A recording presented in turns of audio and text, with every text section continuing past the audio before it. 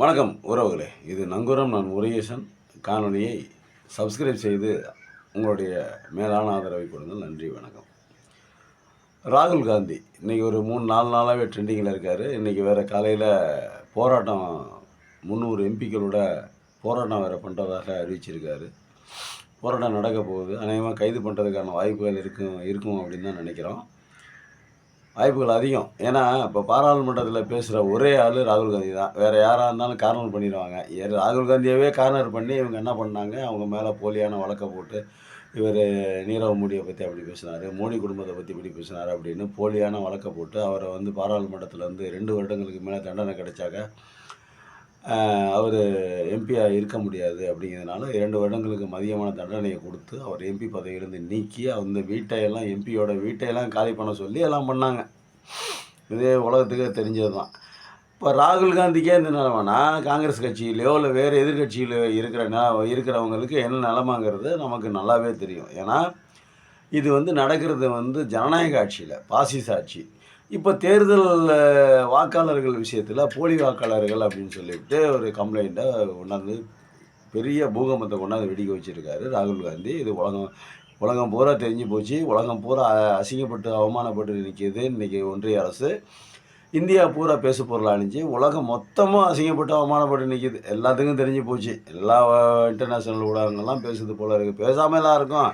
இவ்வளோ பெரிய இஷ்யூ நடக்கும்போது ராகுல் காந்தி இந்தியாவினுடைய உலகின் மாபெரும் ஜனநாயக நாட்டில் ஒரு எதிர்கட்சி தலைவர் ராகுல் காந்தி இந்த மாதிரி ஒரு குற்றச்சாட்டை சொன்னால் உலகம் பூரா தெரியாமையாக இருக்கும். அதுவும் இந்தியா 150 கோடி மக்கள் சைனா மாதிரி இல்லை.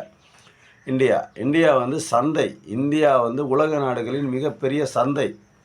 சைனா சந்தைன்னு சொல்ல முடியாது. ஏன்னா சைனா என்ன பண்ணுறான், உலகத்தையே சந்தையாக பார்க்குறான் சைனா. இந்தியா அப்படி இல்லை. வரவங்களெல்லாம் வாங்க வாங்க எங்கள் நாட்டில் வீங்கன்னு சொல்லிவிட்டு நம்ம மற்றவங்க நாட்டு பொருளை தான் வாங்கணும். இப்போ சைனா பொருள் இல்லாமல் நம்ம வாழ முடியுமா? முடியாது. அமெரிக்க பொருள் இல்லாமல் நம்ம மக்களால் வாழ முடியுமா? முடியாது. ஒரு ஜட்டிக்கு முதற்கொண்டு ஜாக்கி ஜட்டி முதற்கொண்டு அமெரிக்க பொருளை தான் நம்ம விரும்புகிறோம். அதுக்கு தான் இது எங்கே வாங்கினது? யூஎஸில் வாங்கினது. அந்த மாதிரி பெருமையாலாம் பேசிக்கிறோம், அது உண்டு. ஆனால் சைனாக்காரன் அப்படி இல்லை. அவன் ப்ராடக்ட் பண்ணி அவன் உலகத்தையே சந்தையாக மாற்றி வச்சுருக்கான். நம்ம உலகத்துக்கு சந்தையாக இருக்கணும். இதுதான் ரெண்டுக்கும் வித்தியாசம். இப்போ நம்மளை சந்தையாக பார்க்குற இந்த நாட்டில், நம்ம நாட்டில் என்ன சின்ன சின்ன அதிர்வுகள் வந்தால் கூட உலகம் பூரா பார்க்கப்படும். அது நல்லா தெரிஞ்ச விஷயந்தான். இப்போ ராகுல் காந்தி புதுசாக ஒரு குண்டை தூக்கி போட்டிருக்காரு. ஒரு மாபெரும் குண்டு. இந்த குண்டையும் ஒன்றும் இல்லாமல் பண்ணலாம் அப்படின்னு பிஜேபிக்காரங்க முயற்சி பண்ணுறாங்க. அதுக்கு தவறான தகவல் சொல்கிறாங்க.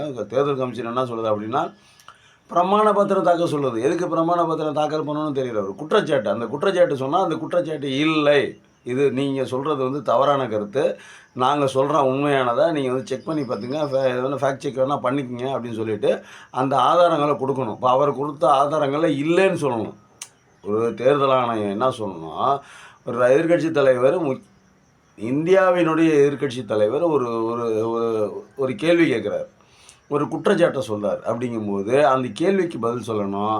அவர் எழுப்புகிற குற்றச்சாட்டு தவறு என்று சொல்லக்கூடிய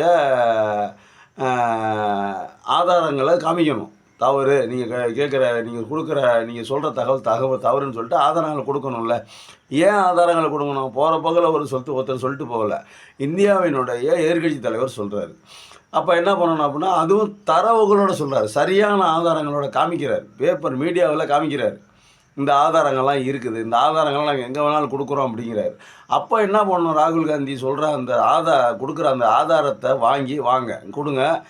நியாயமான நேர்மையான ஒரு கமிஷன், தேர்தல் கமிஷன் அப்படின்னா, சரியான ஒரு கமிஷன் அப்படின்னா, சரியான ஜனநாயக நாட்டில் வாழ்கிற ஒரு தேர்தல் ஆணையம் அப்படின்னா, அந்த ஆதாரங்களை வாங்கி செக் பண்ணி, இந்தாயா நீ இந்தியாவினுடைய எதிர்கட்சி தலைவர், நீ வா தகவல் சொல்லிட்ட, குற்றச்சாட்டு சொல்லிட்ட, நீ சொல்கிற குற்றச்சாட்டை நாங்கள் ஏற்றுக்கிட்டு செக் பண்ணணும். நீங்கள் சொன்னதில் பாதி உண்மை பாதி பொய், இல்லை நீங்கள் சொன்னது முழுசுமாகவே பொய், இல்லை இந்த மாதிரி டுபாக்கூர் இதெல்லாம் இனிமேல் கொண்டு வந்து ஆதாரமாக கொடுக்காதீங்க. தயவு செஞ்சு இனிமேல் இன்னொரு தடவை எங்கள் மேலே குற்றச்சாட்டு சொன்னீங்கன்னா உங்கள் மேலே வழக்கு தொடரப்படும், ஏதோ ஒன்று பண்ணலாம். அதுக்கப்புறம் ஏன் இதை சொல்கிறோம் நாங்கள், தேர்தல் கமிஷன் சொல்கிறோம் அப்படின்னா, நீங்கள் இந்தியாவினுடைய எதிர்கட்சி தலைவர் அப்படிங்கிற ஒரே ஒரு பாராளுமன்றத்தின் எதிர்கட்சி தலைவர் அப்படிங்கிறது, நான் பாராளுமன்றத்தில் நீங்கள் ஒரு எதிர்கட்சி தலைவர் அப்படிங்கிறதுனால நீங்கள் இந்த விளக்கம், நீங்கள் கேட்ட கேள்விக்கெல்லாம் நீங்கள் கொடுத்த ஆதாரங்கள்லாம் செக் பண்ணி உங்கள் கேள்விக்கு பதில் சொல்கிறோம்.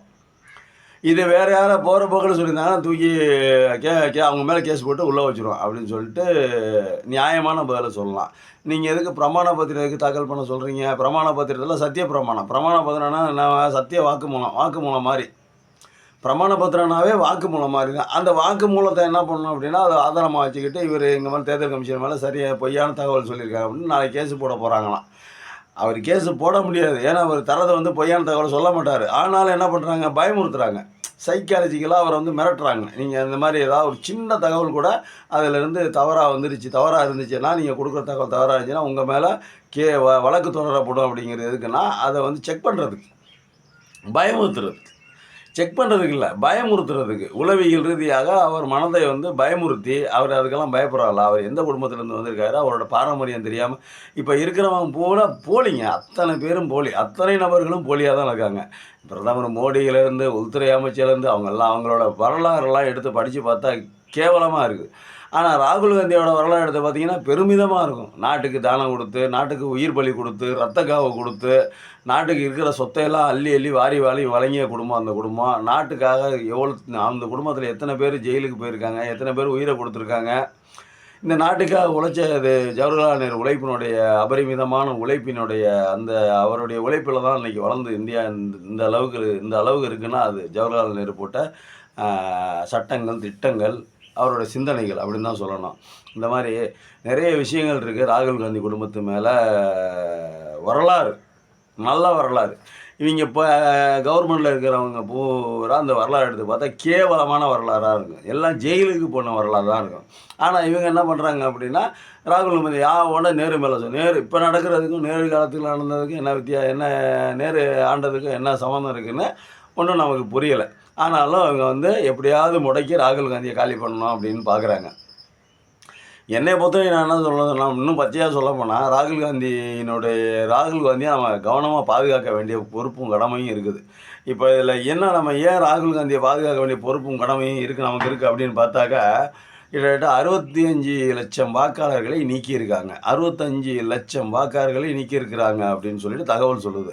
இங்கே 65 லட்சம் வாக்காளர்களை 60 லட்சத்துக்கும் அதிகமான வாக்காளர்களை நீக்கியிருக்காங்க. அப்படிங்கும்போது அதில் இருக்க மாற்று மதத்தவர்களை தான் பார்த்து நீக்கியிருக்காங்க, தலித்துகளையாக பார்த்து நீக்கியிருக்காங்க. இவர்களுக்கு யாரெல்லாம் ஓட்டு போடுவாங்க, இவர்களுக்கு யார் ஓட்டு போடுவாங்க, இவர்களுக்கு சாதகமான யாரெல்லாம் ஓட்டு போடுவாங்களோ அவங்கள பூரா அந்த இதில் வச்சுக்கிட்டு, தேர்தல் வாக்காளர் லிஸ்ட்டில் வச்சுக்கிட்டு, இவர்களுக்கு யாரெல்லாம் வாக்களிக்க மாட்டாங்களோ அவர்களை பூரா செக் பண்ணியிருக்கிறதாக ஒரு தகவல் வருது. அப்போது அதுக்காக நீங்கள் பயப்படக்கூடாது, நம்ம பயப்படக்கூடாது. ஏன்னா இது இந்தியா மாபெரும் ஜனநாயக நாடு, உலகின் மாபெரும் ஜனநாயக நாட்டில் இது தான் முதல் நாடு. அப்படி இருக்குது. அதுக்கப்புறம் பார்த்தீங்கன்னா ஒரு வீட்டில் பார்த்தீங்கன்னா ஒரே வீட்டில் சிங்கு இருக்கார், முஸ்லீம் இருக்கார், கிறிஸ்தவர் இருக்கார், பார்சி இருக்கார். ஒரே வீட்டில் வசிக்கிறாங்க எல்லாம் குடும்பமாக. ஒரே வீட்டில் இத்தனை குடும்பம் வசிக்குதுங்க. எல்லா மும்மதங்களையும், அதாவது இதுதான் மதசார்பின்மை இந்தியா. எல்லா மதங்களும் சேர்ந்தவர்கள் ஒரே வீட்டில் வசிக்கிறாங்க. 20க்கும் அதிகமான பேர்லாம் ஒரே வீட்டில் வசிக்கிறாங்க. கிறிஸ்தவரும், முஸ்லீமும், இந்துவும், சீக்கியர்களும், பார்சிகளும் ஒரே வீட்டில் இந்த மாதிரிலாம் வாக்காளர் லிஸ்ட்டில் இருக்குது.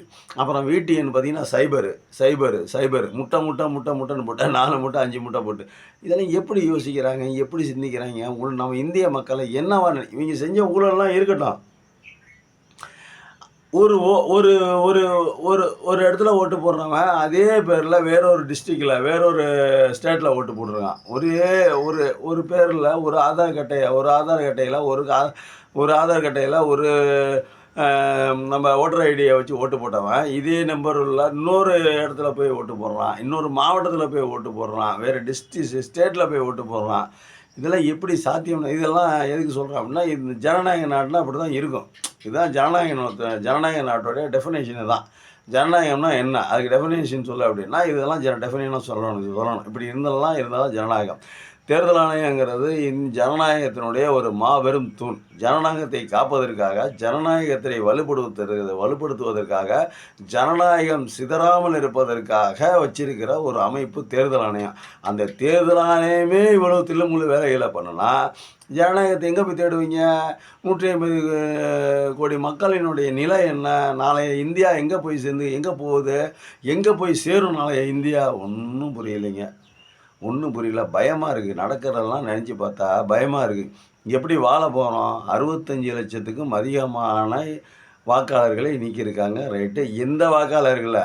எதிராக வாக்களிக்கக்கூடிய வாக்காளர்களை, பிஜேபிக்கு எதிராக வாக்களிக்கக்கூடிய வாக்காளர்களை நீக்கியிருக்காங்க. அப்படின்னா இவர்களுக்கு சாதகமானவர்களாம் லிஸ்ட்டில் வச்சுக்கிட்டு மற்ற கிறிஸ்தவர்கள், முஸ்லீம்கள், தலித்துகள், பிற்படுத்தப்பட்டவர்களே நமக்கு யாரெல்லாம் வாக்கு கொடுக்க மாட்டாங்களோ அவங்கள பூரா நீக்கி வச்சுருக்காங்க அப்படின்னு தகவல் சொல்லுதுங்க.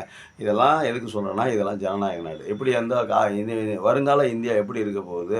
இன்றைக்கி இருக்கிற போட்டியான ஒரு சூழலில், வேலை வெட்டி இல்லாத இந்த சூழலில் இந்த வாக்காளர் பட்டியலிலிருந்து நீக்கப்பட்டவர்கள் அனைவரும் வாக்களிக்க முடியாத சூழ்நிலை வந்துடும். அவர்கள் வாக்களிக்கலைன்னா ஒரு சார்பாக இருக்கக்கூடிய மக்களாக வாக்களிச்சுட்டு வந்துடுவாங்க. வாக்களிச்சுக்கிட்டு வந்தால் இந்த மாதிரி போலியான வாக்காளர்களை நீங்கள் சேர்த்து வச்சுருக்காங்க. லட்சக்கணக்கான வாசகர்களை இல்லாத வாசகர்களாக. இப்போ என் வீடு அட்ரஸ் 15A வச்சுக்கோங்க. 15Aல இப்போ நான் இருக்கிறேன். இந்த 15Aலே 15 பேர். என் பேர் முருகேசன், ராமசாமி, முத்துசாமி, கன்சாமி, முன்சாமி, இப்படி இன்னொரு 20 பேர் இதே அட்ரஸில் போட்டால் யார் பார்க்க போகிறாங்க? ஒத்துக்கிட்டு அட்ரஸ் யார் வாங்கி பார்க்க போகிறாங்களா? இல்லை ஏதாவது நம்பரை பார்ப்பாங்க. அந்த நம்பரும் ஏதாவது ஏடிஎம் நம்பராக இருந்துச்சுன்னா அந்த எந்த நம்பரும் சேரலப்பா, இந்த நம்பரில் வாக்களிக்கலை அப்படின்னு தானே சொல்லணும் மிஷினு. அப்போ அந்த நம்பரில் வாக்கலை. இப்போ பூத்தில் போலிங் பூத்தில் என்ன பண்ணுவாங்க அப்படின்னா, நம்ம பூத் கமிட்டியில் இருக்கிறவங்களுக்கு பூரா ஒவ்வொரு பேப்பர் கொடுத்துருவாங்க. எல்லா கட்சிக்காரங்களும் ஒன்று கொடுத்துருவாங்க. அதே மாதிரி அவர்கள்ட்டே அந்த ஒரு சீட்டு தான் இருக்கும். அரசு கொடுக்குற சீட்டு தான் இது. ரெண்டுமே அரசு கொடுக்குற சீட்டு தான். அப்போ நீக்கப்பட்ட பேர்கள் அதுலேயும் இருக்காது, இதுலேயும் இருக்காது. இதுலேயும் ஒன்றா ராமசாமி இதில் இருந்தால் அதில் ராமசாமி தான் இருக்குது, முத்துசாமி இதில் இருந்தால் அதுதான் முத்துசாமி இருக்குது. அரசாங்கம் தானே கொடுக்குது ரெண்டுக்கு பேர்த்துக்குமே. அப்போ அதில் இருக்கிறத ஓட்டை போட்டு ஓட்டு போயிடுவாங்க. ஓட்டு போயிட்டுனா எத்தனை ஓட்டு அமுக்குறோங்கிறதான் மேட்டராக இருக்கும். செக் பண்ண இடத்துல தெரியாது இந்த நம்பர் கரெக்டாக இல்லையா, ஃபேக்காக இல்லையா அப்படிங்கிறத செக் பண்ண முடியாது. செக் பண்ணலாம், அதுக்கு நேரம் ஒதுக்கி, கவனத்தை செலுத்தி, நேரத்தை ஒதுக்கி அதை தனியாக செக் பண்ணணும். முடியுமா? அப்போ அப்படி செக் பண்ணனோட விளைவு தான் இந்த டீட்டெயிலாம் ராகுல் காந்தி சொல்கிறாரு. அப்போ இந்த பிஜேபிங்கிற அந்த ஒரு பாசிச கட்சி ஆட்சிக்கு என்ன கேவலமான கேடுகட்ட வேலைகள்லாம் பார்த்துருக்கு பாருங்கள். நம்ம ஜனநாயகம் மிதிக்கப்படுகிறது, ஜனநாயகம் நம்மிடமிருந்து பறிக்கப்படுகிறது, நாம் அடிமைகளாக மாறிக்கொண்டிருக்கோம். நன்றி, வணக்கம்.